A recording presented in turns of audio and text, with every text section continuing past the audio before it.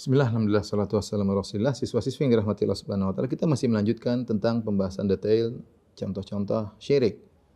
Pada pertemuan lalu telah kita bahas tentang contoh-contoh syirik terkait dengan keesaan Allah dalam zatnya, dalam penciptaan dan pengaturan alam semesta. Pada kesempatan kali ini kita akan bahas tentang syirik-syirik yang mencoreng keesaan Allah terkait dengan hak istimewa Allah, itu hanya Allah yang berhak disembah, hanya Allah yang berhak untuk diibadahi. Kita telah berikrar, iyyaka na'budu, hanya kepada Engkau lah kami beribadah. Maka tidak boleh kita beribadah kepada selain Allah. Siapa yang beribadah kepada selain Allah, maka dia telah berbuat kesyirikan. Dan ibadah itu banyak. Kita bisa beribadah kepada Allah dengan salat, kita bisa beribadah kepada Allah dengan berdoa. Doa adalah ibadah. Kata Nabi SAW, ad-du'a'u huwal ibadah. Doa adalah ibadah. Kita bisa beribadah dengan menyembelih. Kata Allah Subhanahu wa taala, fasholli li rabbika wanhar, salatlah dan menyembelihlah karena Allah Subhanahu wa taala, ya. Dan banyak ya ibadah bisa kita lakukan. Kalau ibadah diserahkan kepada selain Allah, maka itulah syirik. Tapi kita akan mengklasifikasi syirik-syirik tersebut menjadi dua. Perhatikan, yang pertama syirik-syirik besar maupun syirik-syirik kecil. Adapun syirik-syirik besar terkait hal ini, pertama adalah berdoa kepada selain Allah. Sudah kita jelaskan tadi, Nabi SAW bersabda, ad-du'a'u huwal ibadah. Doa adalah ibadah. Justru pada doa itu nampak ketundukan seorang hamba. Ya, ketika dia merendah, dia mengakui kehinaannya, dia mengakui kekurangannya, kemudian dia minta kepada Allah. Ini ibadah yang sangat agung. Terlepas dari doanya dikabulkan atau tidak dikabulkan sesuai dengan keinginannya, dia berdoa itu sendiri adalah ibadah. Dia berdoa itu adalah ibadah. Ya. Dan kehinaan ini sangat disukai oleh Allah. Allah suka seorang menghinakan dirinya kepada Allah Subhanahu wa taala. Maka seandainya ada orang menghinakan dirinya kepada selain Allah, dia pergi ke kuburan, kemudian dia minta kepada penghuni kubur, wahai wali fulan, anak saya sedang sakit, sembuhkanlah, rezeki saya sedang seret, sedang susah, berikan aku kemudian rezeki. Dia minta kepada mayat, dia minta kepada jin, dia minta kepada malaikat, maka ini syirik akbar. Tidak boleh kita kemudian misalnya hujan tidak turun-turun, kemudian kita bilang, wahai malaikat hujan, berikanlah hujan kepada. Tidak boleh. Ini hanya kehinaan ini, doa ini hanya diserahkan kepada Allah. Makanya kalau ada orang yang berdoa kepada selain Allah, maka dia telah terjerumus dalam syirik yang paling nyata. Kata Allah Subhanahu wa taala, "Wa man adallu mimman yad'u min dunillah." Dan siapakah yang lebih sesat dari orang yang berdoa kepada selain Allah? Tidak ada yang lebih sesat. Berdoa kepada nabi, berdoa kepada malaikat, berdoa kepada jin, berdoa kepada wali-wali, tidak boleh. Tidak boleh seorang kemudian ingin umur panjang, dia bilang, wahai malaikat maut, jangan kau cabut nyawaku, wahai malaikat maut. Ini syirik. Tidak boleh. Pingin umur panjang, pingin banyak rezeki, minta kepada Allah Subhanahu wa taala. Nanti Allah yang atur semuanya, ya. Siapa yang minta kepada wali, minta kepada jin, minta kepada malaikat, maka terjerumus dalam syirik akbar.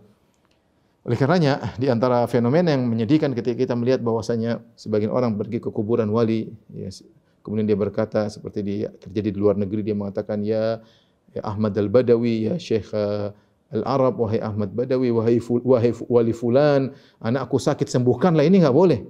Ini enggak boleh. Rasulullah SAW saja ketika dalam perang Badar beristighotsah, berdoa kepada Rasulullah SAW. Beristighotsah kepada siapa? Berdoa kepada Allah. Beliau angkat kedua tangannya, beliau mengangkat kedua tangan beliau ketika perang Badar sampai ridak selendang beliau terjatuh, minta kepada Allah agar diselamatkan, agar dimenangkan, dan Allah abadikan dalam firman-Nya, idz tastaghitsuna rabbakum fastajaba lakum. Ketika kalian, yaitu Nabi sallallahu alaihi wasallam, beristighatsah. Ya, para nabi saja berdoa. Ya, berdoa. Wa ayyuba idz nada rabbahu. Nabi Ayub ketika berdoa kepada Rabb-Nya, anni masaniya dhur, aku terkena penderitaan. Setiap nabi berdoa kepada Allah. Kemudian kita minta kepada nabi, enggak logis. Minta kepada yang mengatur alam semesta ini. Nabi ngatur apa? Nabi Muhammad SAW tidak mengatur alam semesta. Nabi Isa tidak mengatur alam semesta. Nabi Nuh, Nabi Ayub, Nabi Daud tidak mengatur alam semesta. Yang kita tempat meminta adalah yang mengatur alam semesta, itu Allah Subhanahu wa taala. Jadi siapa yang berdoa kepada selain Allah terjerumus dalam syirik akbar. Yang kedua adalah menyembelih kepada selain Allah. Kata Nabi sallallahu alaihi wasallam, la'anallah. Kata Nabi sallallahu alaihi wasallam, la'anallah man dzabaha li ghairillah. Allah melaknat orang yang menyembelih kepada selain Allah Subhanahu wa taala. Maka tidak boleh seorang kemudian menyembelih untuk jin ketika ingin bangun rumah, menyembelih ketika ingin bangun jembatan, ingin menyembelih kambing, ketika ingin ngebor gunung, menyembelih kambing. Ini tidak boleh, ya. Tidak boleh. Ya, tidak perlu hal tersebut. Bismillah, kemudian tawakal kepada Allah, tidak boleh menyembelih hanya untuk Allah, kecuali hanya untuk Allah Subhanahu wa taala. Tidak boleh menyembelih kecuali hanya untuk Allah Subhanahu wa taala. Dan kita lihat di masyarakat sebagian mereka menyembelih untuk jin ketika ingin bangun rumah, ini enggak boleh. Untuk penjaga tanah, ya, ini tidak diperbolehkan. Ketika membuka proyek di suatu lahan, nyembelih potong inilah, potong anulah, kemudian darahnya ditumpahkanlah, ini tidak diperbolehkan. Seperti sebagian orang yang menyembelih untuk laut, dia nyembelih kebau untuk diserahkan kepada penunggu laut supaya selamat kalau melakukan pelayaran, ini syirik, tidak boleh. Sembelihan hanya untuk Allah Subhanahu wa ta'ala. Kemudian di antaranya adalah bernazar kepada selain Allah. Dia bernazar. Harusnya seorang bernazar kepada Allah. Ya Allah, aku bernazar kepada Engkau akan melakukan demikian-demikian. Tidak boleh dia datang kepada kuburan wali, kuburan sunan. Wahai sunan, saya bernazar kalau saya dulu saya akan begini.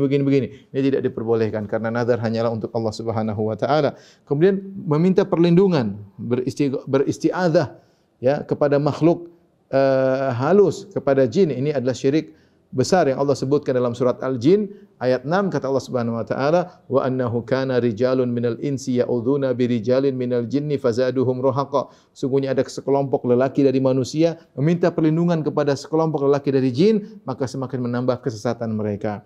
Bagaimana kisah ayat ini? Kisahnya ada seorang orang Arab zaman dahulu dengan keluarganya atau dengan rombongannya singgah di suatu lembah. Kemudian dia takut diganggu oleh jin-jin yang ada di lembah tersebut. Maka dia berkata, a'udzu bi sayyidi hadzal wadi min sufaha'i qaumihi. Aku berlindung kepada penguasa lembah ini agar aku tidak diganggu oleh anak buahnya. Subhanallah. Dia bilang begitu. Aku berlindung kepada penguasa lembah ini agar aku tidak diganggu oleh anak buahnya. Akhirnya dia tidur tentram karena tidak ada yang ganggu. Benar dia tentram tidurnya, tapi dia melakukan kesyirikan. Harusnya dia minta perlindungan kepada Allah Subhanahu wa taala yang menciptakan jin-jin tersebut, bukan kemudian minta berlindungan kepada jin, ya. Kata Allah Subhanahu wa taala, "Qul a'udzu birabbin nas, malikin nas, ilahin nas, min syarril waswasil khannas, alladzi yuwaswisu fi suduris minal jinnati wan nas." Katakanlah, aku berlindung dengan Rabbnya manusia, penguasa manusia, dari gangguan jin.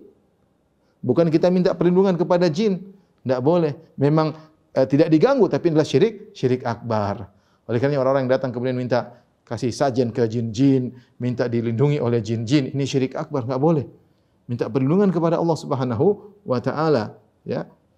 Adapun minta kepada makhluk halus, kepada jin, kepada ruh-ruh, maka ini merupakan syirik akbar. Kemudian di antara syirik akbar adalah sihir. Karena tidak mungkin seorang praktekkan sihir kecuali kerjasama dengan syaitan. Dia pasti ada tumbal kepada syaitan, tunduk kepada syaitan. Tidak mungkin seorang melakukan sihir-sihir. Sihir menenung orang lain, kemudian memelet orang lain. Ini semua orang yang melakukannya terjerumus dalam syirik akbar. Kemudian terkadang harus pakai darah kodok lah, terkadang harus ditulis pakai jampi-jampi. Oleh karenanya di antara syirik besar adalah ruqyah yang syirik yang dikenal dengan jampi-jampi. Kalau bahasa kita jampi atau mantra. Jampi-jampi atau mantra. Ini semua adalah syirik. Tidak ada ruqyah kecuali baca Al-Quran. Orang sakit kita baca Al-Quran, baca doa-doa dari Nabi SAW. Adapun kita ada orang sakit kemudian baca mantra-mantra, jampi-jampi, ini syirik. Pasti dia meminta pertolongan kepada syaitan, kepada jin. Maka siapa yang kemudian melakukan sihir atau ruqyah jampi-jampi, maka dia terjerumus dalam syirik akbar. Taib, siswa-siswa yang dirahmati Allah Subhanahu wa taala, tadi syirik akbar. Sekarang kita masuk pada syirik kecil, dan ini juga tidak kalah bahaya. Syirik kecil meskipun namanya syirik kecil, dia dosa besar. Namun sebagaimana kita jelaskan, syirik kecil tidak mengeluarkan seorang dari Islam. Di antara dosa syirik kecil yang sering dilakukan oleh masyarakat adalah riya. Apa itu riya?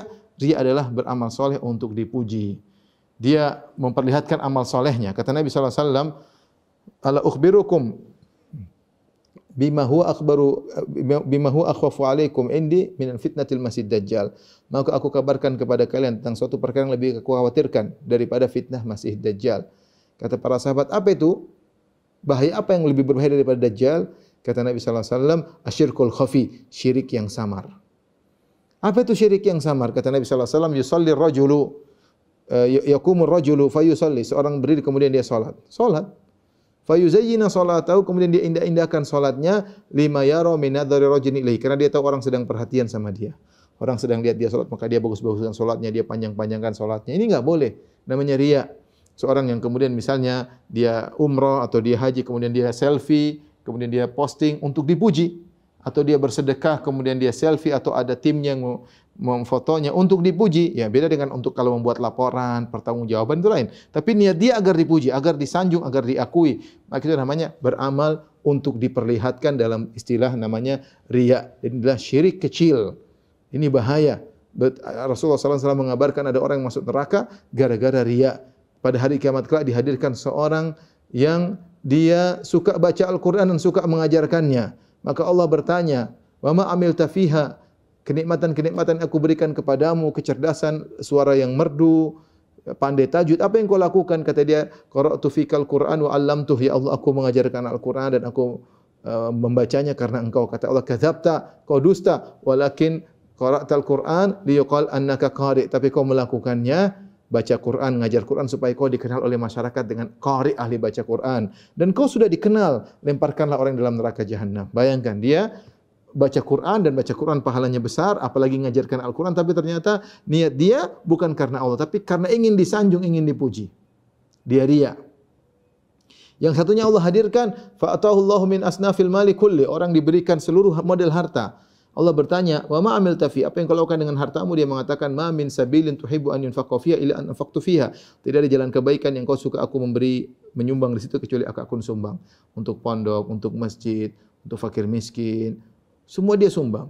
Kata dia, karena engkau ya Allah. Kata Allah, kadzabta, kau dusta, walakin yuqal annaka jawad, tapi kau melakukannya supaya kau dikatakan sang dermawan. Wa qad qil, dan kau telah terkenal sebagai sang dermawan, lemparkan dalam neraka jahanam. Akhirnya orang ini pun masuk neraka gara-gara beramal soleh namun riya. Oleh karenanya riya ini dosa besar. Seorang beramal soleh ikhlas kepada Allah, bukan ingin dipuji, bukan ingin disanjung. Bedanya dengan sum'ah apa? Kalau riya yaitu memperlihatkan amal soleh untuk dipuji. Adapun sum'ah memperdengarkan cerita, ya. Jadi kalau dia melakukan amal soleh, dia cerita, "Oh saya kemarin di sana, saya kemarin bantu orang miskin, saya kemarin bangun masjid, saya 7 tahun yang lalu pergi ke sini." Intinya cerita untuk agar dia dihormati. Ini namanya sum'ah, memperdengarkan amal soleh agar disanjung, agar dihormati. Dan dua-duanya diharamkan oleh Allah Subhanahu wa taala. Dua-duanya adalah dosa besar. Yang berikutnya adalah memakai jimat, ya. Adalah memakai jimat. Memakai jimat adalah syirik kecil, ya, dengan meyakini jimat tersebut merupakan sebab keselamatan. Karena Rasulullah SAW tidak pernah menyatakan jimat sebab keberhasilan, sebab keselamatan, tidak pernah. Maka Rasulullah SAW mengatakan, "Inna ruqa wa tama'ima wa tiwalata syirkun." Sungguhnya jampi-jampi, mantra-mantra dan juga jimat-jimat, ya, dan pelet adalah kesyirikan. Kemudian kata Nabi SAW, "Man ta'allaqa syai'an wukila ilaihi." Barang siapa yang menggantungkan sesuatu, dia akan dibuat tawakal kepada sesuatu tersebut. Lihat betapa banyak orang ketika dia baru punya jimat, dia kemana-mana pedenya kalau ada jimat. Kalau tidak pakai jimat, dia tidak pede, tidak percaya diri. Ini menunjukkan bahwasanya dia tawakalnya kepada jimat. Harusnya tawakal kepada Allah. Dari sisi ini orang yang pakai jimat, tawakal kepada jimat, maka dia telah melakukan kesyirikan. Meskipun dia mengatakan jimat ini hanya sebab yang menyembuhkan Allah, yang menyelamatkan Allah. Kita bilang syariat tidak pernah menjelaskan bahwasanya jimat adalah sebab keselamatan. Syariat tidak pernah menyatakan bahwasanya jimat adalah sebab keberhasilan. Seperti orang meyakini batu akik, batu ini dipakai, ini tidak boleh. Batu yang termulia di alam semesta ini, Hajar Aswad, itu pun tidak bisa beri manfaat, tidak bisa beri mudarat. Umar bin Khattab radhiyallahu anhu dalam Sahih Bukhari, dalam Sahih Muslim, dia pernah mencium Hajar Aswad. Umar bin Khattab radhiyallahu anhu, setelah itu dia mengangkat suara, dia berkata, "Ya Hajar, inni a'lamu annaka hajar la tanfa wa la tadur laula anni ra'aitu Rasulullah sallallahu alaihi wasallam yuqabbiluka ma qabbaltuka." Wahai Hajar Aswad, saya tahu kamu hanya sekadar batu. Tidak bisa beri manfaat, tidak bisa beri mudarat. Kalau bukan aku pernah lihat Nabi cium kamu, aku tidak bakalan cium kamu. Ka'bahnya lah batu. Baik batu yang di sekelilingnya, batu Hajar Aswad, tidak bisa beri manfaat, tidak bisa beri mudarat. Hanya saja kaum muslimin mencium Hajar Aswad karena mencontohi Nabi sallallahu alaihi wasallam. Kalau Hajar Aswad, batu yang termulia di alam semesta, yang dicium dapat pahala, itu tidak bisa beri manfaat, tidak bisa beri mudarat, apalagi batu-batu yang ada, batu kali, batu akik, batu ini, maka tidak boleh dijadikan jimat. Meyakini kalau ada batu akik maka datangkan keselamatan, ini adalah syirik kecil, tidak diperbolehkan. Kemudian yang terakhir ada antara syirik kecil adalah mencari keberkahan yang tidak syar'i. Melakukan mencari keberkahan tidak syar'i. Kita mencari berkah harus ada dalilnya. Adapun dilakukan oleh sebagian orang, misalnya pergi ke pohon tertentu, ngusap-ngusap tangan, merasa dapat keberkahan, ini enggak boleh. Ya, seperti suatu hari Rasulullah SAW berjalan bersama para sahabat, ketika perang Hunain. Kemudian Rasulullah SAW melihat, para sahabat melihat ada sebagian orang musyrikin punya pohon bidara. Kemudian mereka gantungkan pedang-pedang mereka di situ katanya supaya lebih ampuh. Maka para sahabat berkata, ya Rasulullah, ij'alana dzata anwatin kama lahum dzatu anwat. Ya Rasulullah, tolong bikinkan kami pohon yang bisa kami cari berkah dengan menggantungkan pedang-pedang kami, senjata kami bisa biar kuat sebagaimana orang musyrikin, kaum musyrikin punya pohon tempat cari berkah. Rasulullah SAW melarang. Rasulullah marah, Rasulullah SAW murka, Rasulullah SAW mengatakan, walladzi qultum kama qalat Bani Israil, ij'al lana ilahan kama lahum alihah. Ini seperti perkataan, jadikanlah bagi kami Tuhan selain Allah Subhanahu wa taala. Maka tidak boleh seorang mencari keberkahan, ada pohon diyakini bawa berkah, ada batu tertentu diyakini kalau diusap dapat berkah, pergi ke kuburan tertentu kemudian usap-usap, pergi ke masjid tersebut tertentu kemudian dindingnya diusap-usap, enggak boleh, enggak boleh. Syariat tidak pernah mengajarkan keberkahan dengan cara-cara tersebut. Siapa yang mencari keberkahan dengan cara tersebut, maka dia telah terjerumus dalam syirik kecil. Inilah siswa-siswi yang dirahmati Allah Subhanahu wa taala, model-model syirik-syirik secara ringkas. Semoga bermanfaat. Semoga kita semua dijauhkan dari syirik-syirik tersebut sehingga tauhid kita menjadi tauhid yang sangat murni. Kita bertemu dengan Allah dengan tauhid yang semurni-murninya. Wabillahi taufik. Assalamualaikum warahmatullahi wabarakatuh.